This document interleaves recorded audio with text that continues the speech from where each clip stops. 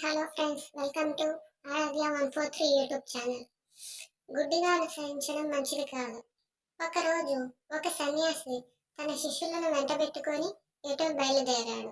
దారిలో శిష్యులకు చేపలతో నిండిన ఒక కొలను కనిపించింది. గురువు ఆగి చేపతో సహా ఆ నీళ్లను నోటి నిండా తీసుకున్నాడు. అలా కొన్ని దోశలు తీసుకున్నాడు. శిష్యులు తమ గురువు చేసినట్టు చూశారు. కానీ గురువు ఏమీ అనకుండా ముందుకు వెళ్ళాడు. అలా వెళుతుండగా మరో చెరువును చేరుకున్నారు. అయితే అందులో చేపలు లేవు. అప్పుడు గురువు గారు చెరువు ఒడ్డున నిలబడి తాను మింగిన చేపల్ని ఒక్కొక్కటిగా బయటికి తీసి చెరువులో వేయడం మొదలుపెట్టాడు. శిష్యులు ఇది చూశారు. వారు అలా చేయడం ప్రయత్నించారు. చాలా ప్రయత్నాల తర్వాత కేవలం చచ్చిపోయిన చేపల్ని బయటకు తీసుకురాగలిగారు. అప్పుడు గురువు ఇలా అన్నాడు, ఓరి బుద్ధిహీనులారా, కడుపులో చేపల్ని సజీవంగా ఉంచడం చేత కాలేదా? అలాంటప్పుడు నన్ను ఎందుకు అనుసరించారు? అందుకే అన్నారు దేన్ని గుడ్డిగా అనుసరించరాదు అని.